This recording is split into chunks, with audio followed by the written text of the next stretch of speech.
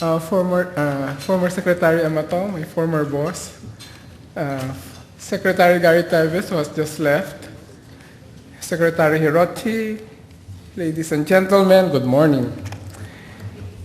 During the last summit last month, on behalf of Secretary Teves, I delivered a keynote address highlighting the importance of financial governance, decentralization, and the critical role of local revenue generation through improved land administration and management. This time, I would like to take you to a journey through the roadmap for valuation and taxation reforms. We all have gone a long way in this journey, but much remains to be done. As said by Mrs. Amato a while ago, much remains to be done by government, the private sector, the academe, civil society, and hopefully with the assistance from our development donors. We have gone far indeed, and I wish to take this opportunity to express the government's gratitude to the Australian Agency for International Development and the World Bank for their support in advancing reforms in land administration and management, of which property valuation and taxation are important integral parts. 10 years back, when LAMP 1 started, we faced the grim realities of the land sector. The policy studies under LAMP 1 underscored the weaknesses in the whole LAMP sector, including those in property valuation and taxation. The glaring realities revealed by the studies in LAMP 1 provided the impetus for reforms in property valuation and taxation. In LAMP 2, these issues were further investigated and globally proven solutions were crafted and tested. On SMV revision, I would like to acknowledge with gratitude the participation of the cities of Naga, Iloilo, and Mandaue, which served as our local partners in introducing improved SMV revision techniques aided with computerized database. Naga City holds the singular honor of having won on the same valuation base as a result of this exercise. The BIR zonal values are aligned with Naga City's SMV, the only one in the country. Now, with LAMP 2 nearing completion in March 2011, we note the significant changes in the valuation and taxation sector. Again, I would like to thank the World Bank and AusAid and all our partners, our pilot LGUs, the cities of Naga, Iloilo, and Mandaue, and the province of Leyte, the UP Open University, the Bangko Sentral ng Pilipinas, the Bankers Association of the Philippines, and the Bankers Institute of the Philippines, the PRC, and the Professional Board for Real Estate Services, our champions in the House of Representatives and the Senate. Thank you for your assistance and cooperation in reaching major milestones in this journey. By April 2011, next year, we envision and we are hopeful that the valuation and taxation sector would have accomplished the deliverables that would bridge LAMP 2 Component 4 into the next phase of the reforms. These are now being shown in the screen. Under policy, we have several, including 2 national legislations, development circulars and orders that we hope to have prepared and processed. Under institutional development, activities under the establishment and capacity building for the PVO, especially in rolling out the various technologies are completed, including establishment of the PBO regional offices in Regions 5 and 6, and 2011 budget allocated from the GAA. Also, the framework for the monitoring and evaluation and compliance of LGUs on the standards will have been drafted.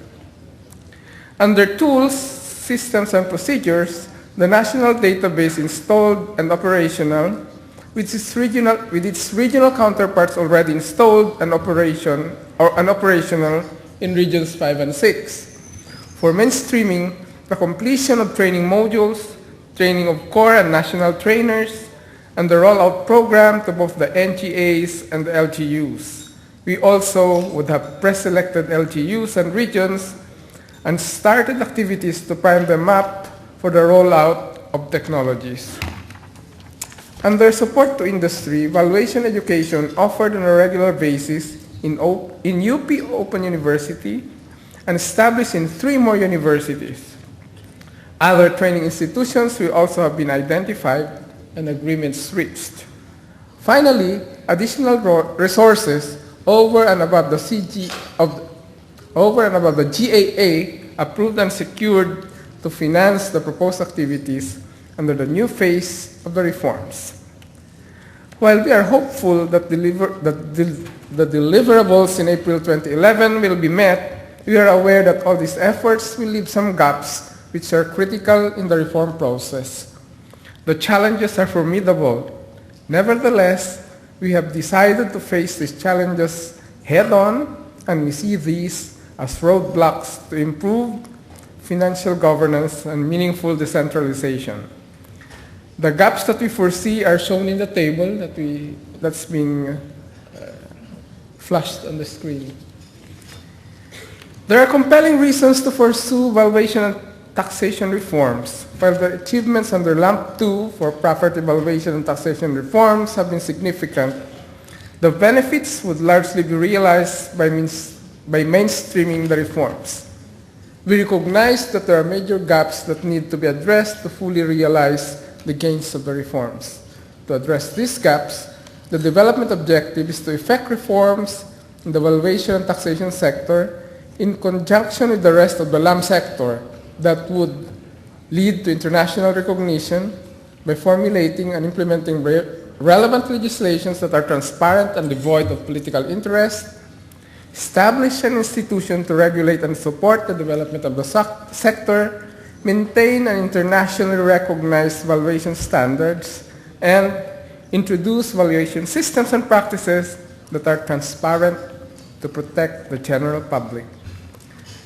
Successful pursuit of the objective is expected to result in vibrant land markets and increased investments in real properties.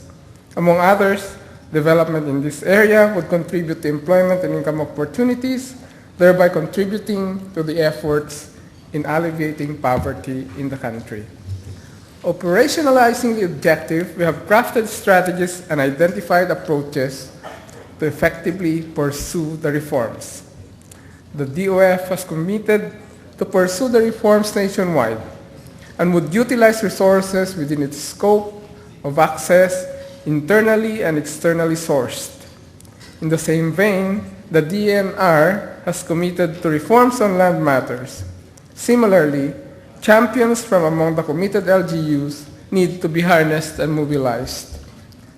Partnership between NGAs and LGUs is acknowledged as an effective measure to facilitate mainstreaming at the service delivery levels, hence critical and need to be strengthened.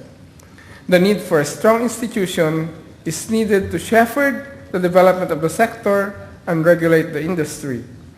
At the moment, the PVO in the DOF is the focal government agency with the marching orders to pursue these reform activities. It is in this sense that capacitating the PVO is a must. The sector has numerous constituents in terms of institutions and individual practitioners, all of whom would need to be reoriented on world-class valuation systems and processes, hence the need for programmatic interventions. Available resources need to be focused on strategic development interventions that would help in establishing a foundation for furthering the reform process. This covers legislative and other policy instruments, institutional development of concerned agencies, development of systems and tools as a showcase, and to highlight the benefits of the reform process, and continuing research and evaluation of initiatives to arrive at the most appropriate and optimal reform processes.